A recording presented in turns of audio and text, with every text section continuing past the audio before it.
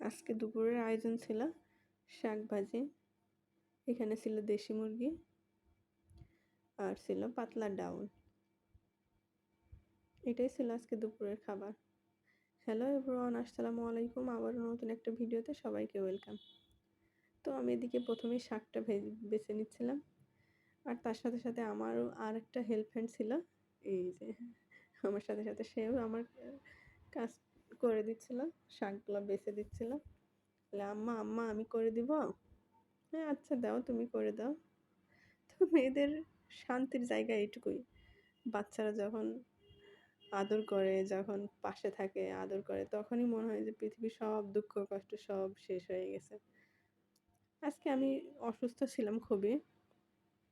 আমার কথা শুনেই হয়তো বোঝা যাচ্ছে যে আমি প্রচণ্ড অসুস্থ ছিলাম। আমার ঠান্ডা লাগছে, জ্বর জ্বর ভাব। তারপরেও মেয়েদের জীবন যতই অসুস্থ হোক না কেন, যতই ঝড় ঝাপটা যাই হয়ে যাক না কেন, রান্না বান্না তাদের করাই লাগবে। সবার জন্য তাদের ভাবতেই হবে, তাদের খাবার সামনে দিতেই হবে রেডি করে। এটাই হয়তো মেয়েদের জীবন। তো আমারও তার থেকে ব্যতিক্রম না, আমারও একই রকম। যতই অসুস্থ থাকি, বাচ্চাদের খাবার রেডি করতে হয়, বড়দের খাবার রেডি করতে হয়। একজন মা কখনো অসুস্থতার অজুহাত দেখাইতে পারে না। অন্য সবাই অসুস্থতার অজুহাত দেখাইতে পারলেও একজন মা কখনো অসুস্থতার অজুহাত দেখাইতে পারে না। কারণ সে তো জানে যে আমি অসুস্থতার অজুহাত দেখাইলে আমার বাচ্চারা না খেয়ে থাকবে। আর এটা একটা মা কখনোই চায় না। মায়েরা এমনই হয়।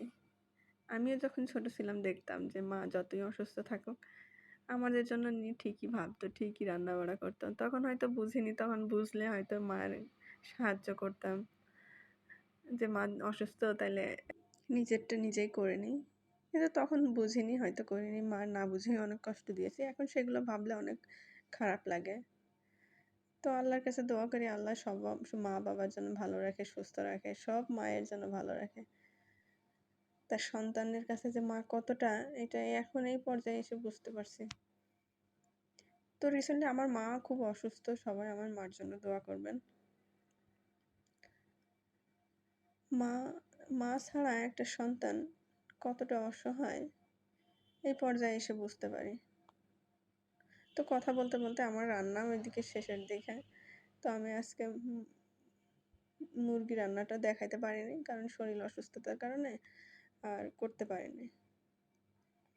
তো সবাই ভালো থাকবেন, সুস্থ থাকবেন, আমার জন্য অনেক অনেক দোয়া করবেন, আমার মায়ের জন্যও দোয়া করবেন। আল্লাহ হাফেজ।